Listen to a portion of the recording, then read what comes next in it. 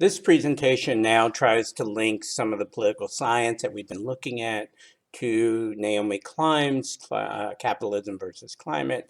And it's going to focus on this issue of capitalism and climate from a perspective of how it's a challenge to state sovereignty. So what we're going to do is we're going to look at not just Klein, but also the other political science literature out there on sort of how the state, meaning countries, are under, you might say, threat, you might say challenge by various entities that are challenging the very notion of state and the idea of sovereignty, which is an important part of understanding the way that we organize the world as it relates to government. So let's kind of see what we find, what state sovereignty is, and what the challenges might actually be. First, we need to understand that what a state means, and I want to go back to one of the original presentations and remind you that a state is defined essentially as a political unit that has authority over its own affairs. In other words, they have borders. Those borders are recognized by other countries. And it is assumed that whoever is in charge of those borders has the right to determine exactly what's going to happen in their country. It became a really important concept with the idea of nation. The Treaty of Westphalia of 1648 really established the notion of the nation state and the idea of state sovereignty. Key aspects of state sovereignty is that, number one, government is the principal actor. And government is a group of people who have that authority to act on behalf of the people who live within the borders of that country. An important element of that is that each state has its own right to self-determination, and that other countries should not be intervening in the affairs of that state unless there are extraordinary reasons to do so. A key element, again, is the recognition of that sovereignty, the right to govern the borders, by other countries. The most important aspect of state sovereignty is the idea that each state is autonomous unto itself, responsible within its own system of government to those who are governed. And so the decisions and the conflict and the resolution of that conflict is done through the institutions of government established and codified in that particular state. Whether or not there are elections, there usually are these days, but elections provide the leadership of the state, and that policy is developed and implemented in the interest of the people of that state by that government, with what's called a civil society within the country or the state that can act as a counterweight to government or as a supplement to government. In the United States, we call them nonprofits, and also the civil sector includes the private economy.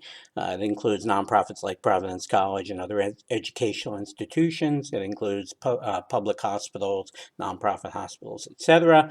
And it also includes churches and other sort of fraternal organizations like the Elks, the Moose, and a number of others. There have been a lot of challenges to state autonomy in the past 100 years or so. Some of these are more traditional threats.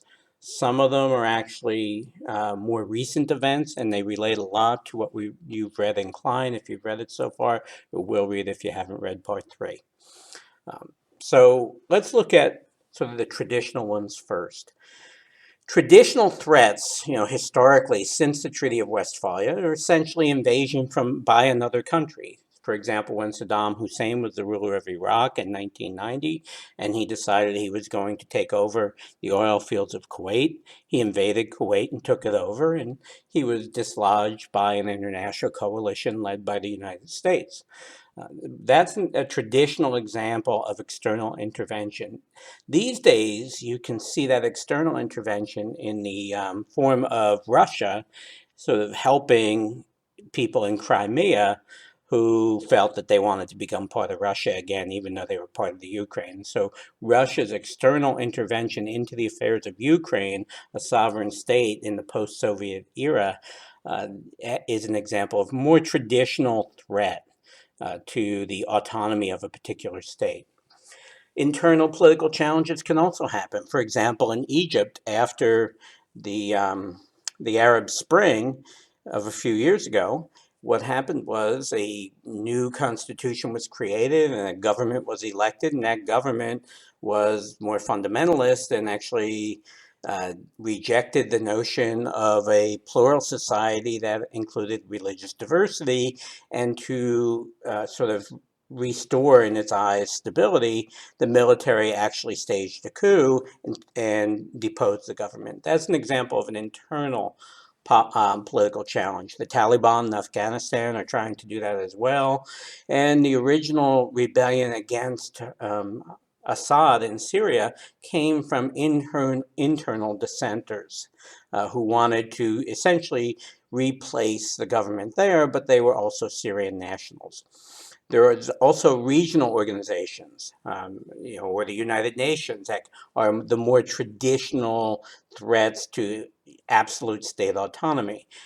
In the Sudan for several years when there was a civil war going on, and more recently in Europe and Greece with the Greek debt crisis, and I'll probably talk a little bit more about that. So those are the traditional. The next come from challenges that are part of a national identity or movement. Remember, I talked about the difference between a nation and a state. A nation is sort of a cultural identity that people sort of attach to. For example, the Kurds. The Kurds actually reside in several different countries, including Iraq, including Iran, and including Turkey. And they sort of straddle that. The Catalans in primarily Spain and a little bit of France, but mostly Spain. Scottish nationalism is another example that challenges sort of traditional notions of state sovereignty. Last year, Great Britain actually had a vote in Scotland to decide whether Scotland was going to become its own autonomous state apart from Great Britain. They voted against that, but they do have enormous autonomy now that they didn't have 25 years ago.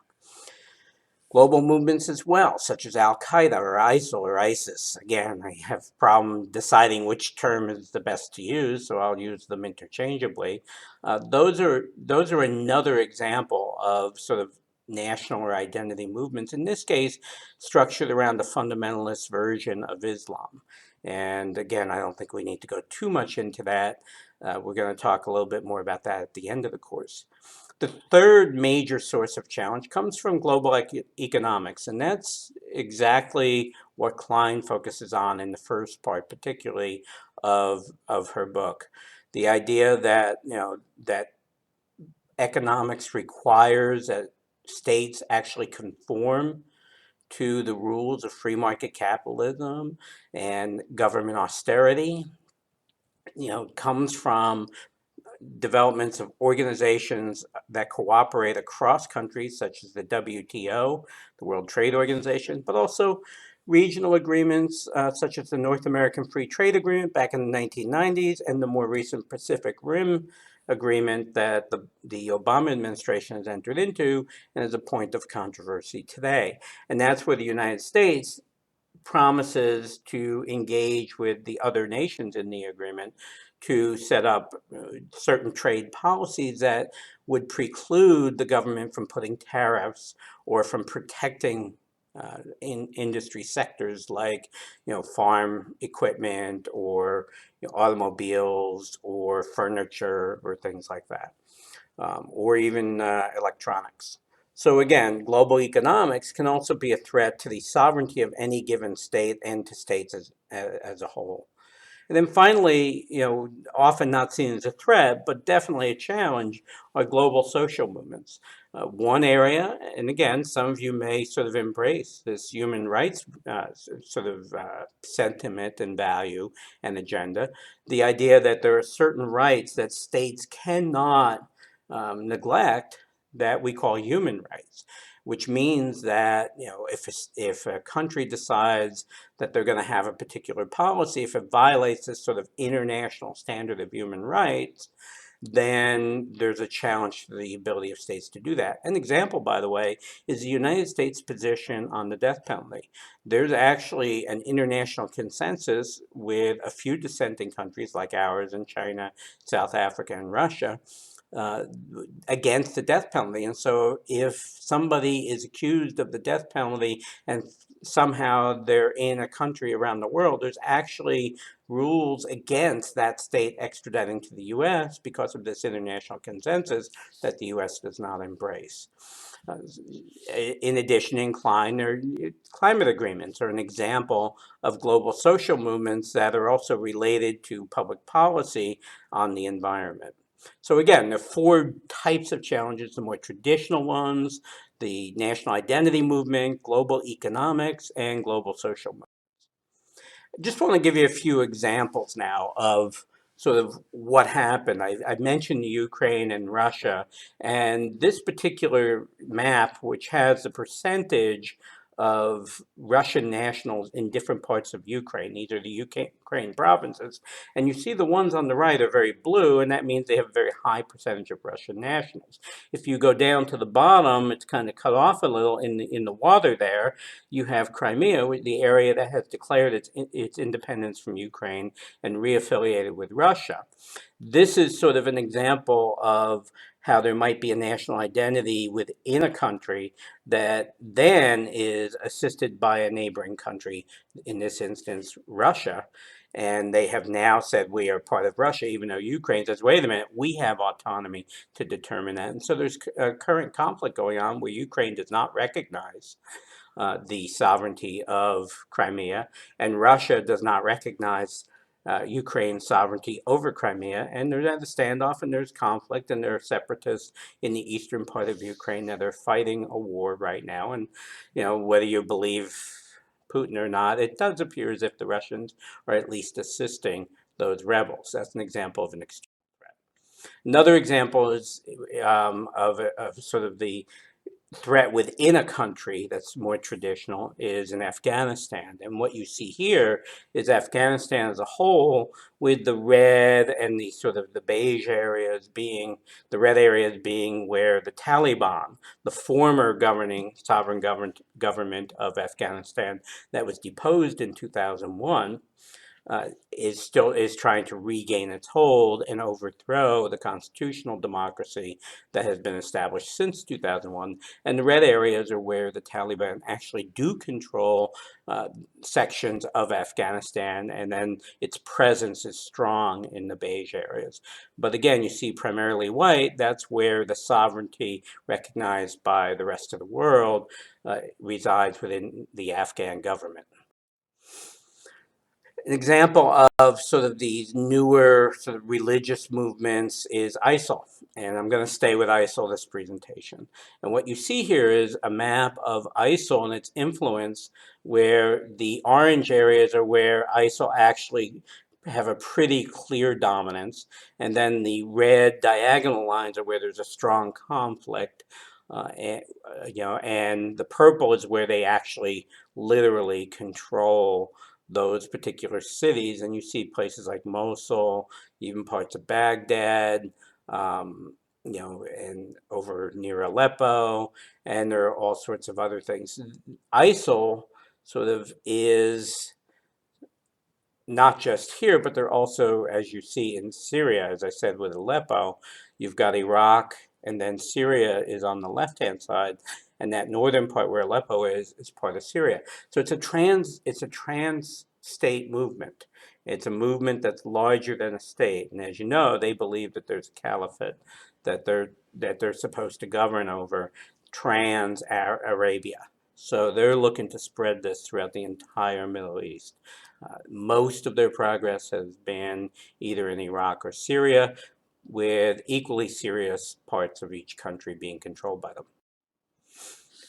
The third challenge is, of course, neoliberal economics, and Klein does a pretty thorough job of explaining why neoliberal economics can be a threat to local autonomy. And essentially, I talked a little bit about that in another presentation, but I want to review. Basically, neoliberal economics, or neoliberal capitalism, started around 1980, and it's had its focus on free trade, dismantling trade barriers. But it also had an emphasis on making sure that governments didn't impose restrictive regulations on the free flow of capital and jobs and corporate presence, because again, free trade was seen as the ideal, the normative belief that the best economy is one where there's free trade everywhere. So laws and standards that would interfere with the flow of capital in a particular country, including environmental regulations, were essentially sort of discouraged and in some instances dismantled or prohibited. And that government, through the privatization of services and fiscal austerity or constraint, basically was supposed to diminish its role, particularly as it relates to the market. Neoliberal economics is seen as a threat because, again, you cannot protect your economic interest as a sovereign state if neoliberal economics requires that you cooperate through the free flow of or with the free flow of capital.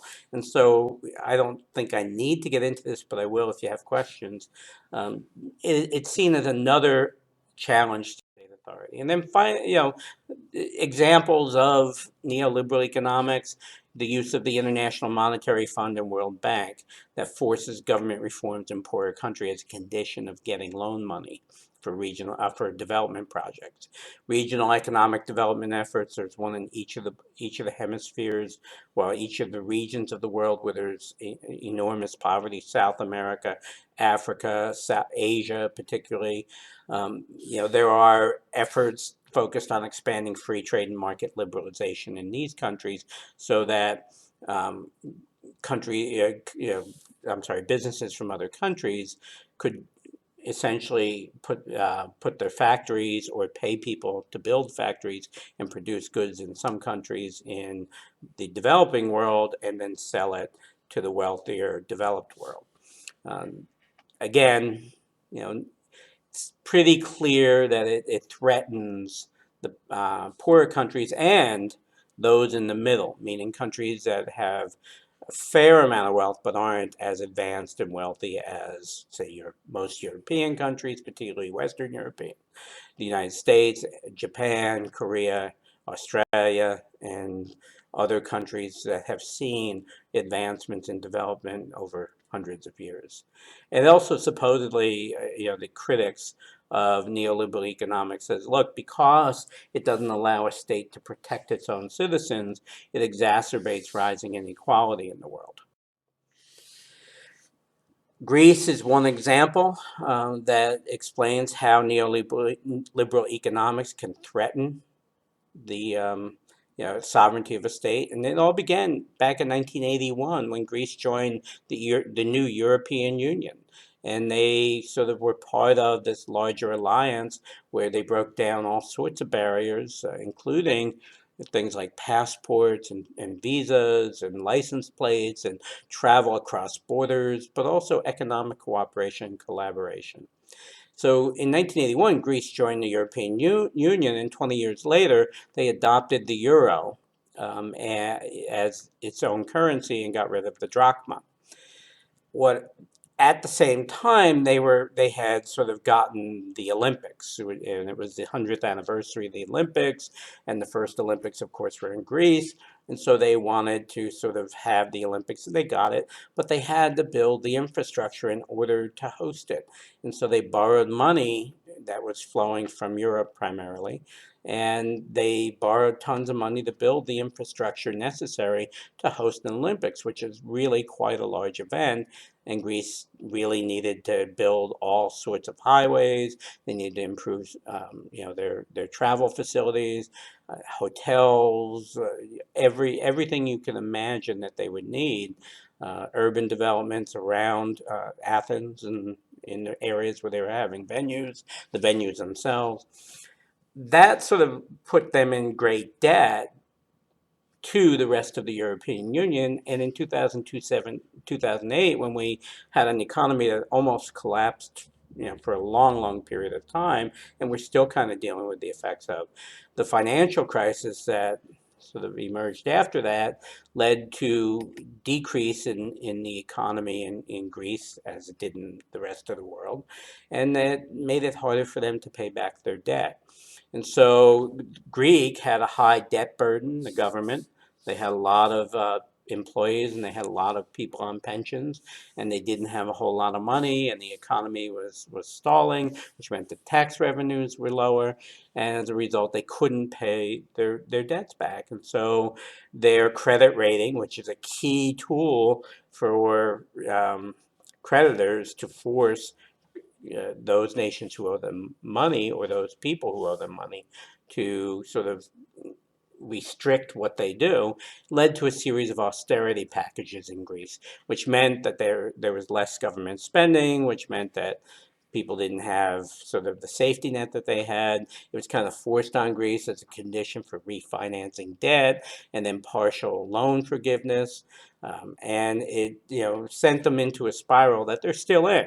And they had three what are called bailouts that basically the European and the European Union and the IMF basically bailed them out from default in exchange for more austerity. But what it has done for Greece is it forced Greece to impose policies that adversely affected their citizens, and in several cases against the will of the citizens, including what happened this past summer, where there was a referendum about whether they would actually follow through on the bailout conditions, and the voters voted no, and yet a few weeks later, Parliament passed a bailout approval that then cut spending more, reduced services more, and increased sort of the insecurity of Greek citizens against their will. And they had to do it because they owed other countries money, and the other country said, well, we're gonna give you another shot at this. We're gonna give you a break, but you have to do A, B, and C. That's what I mean when I say that there's a threat to sovereignty on the basis of economics. The final threat, and again, which is not quite as the same threat that you might sort of think about in terms of, oh, it's a danger to state sovereignty, but it is a problem. And those are social movements. Social movements are essentially movements of people that are spontaneous or that emerge through enormous grassroots organization efforts that over time sort of catch hold on lots of people organically and eventually spread across borders. The environmental movement is an example of that. Uh, in Klein, she mentions the term blockadia. Now, blockadia is the state where, or the condition where, these movements that are emerging in local areas are then being sort of controlled by the apparatus of government to protect the interest of neoliberal capitalists. But blockadia exists in part because people are fighting back. And so the fighting back is a social movement. Human rights is another example. Many of you may belong or believe in international human rights that no government or no state could deny, particularly the rights of women and children, access to education, and preferably food and decent shelter. These are movements that, again, people around the world are sort of coming to consensus on. Women's rights is another example in a lot of countries, and arguably the biggest conflict between the West and fundamentalist Islam is over the role of women in society, as well as sort of women's autonomy. Rights of personal autonomy.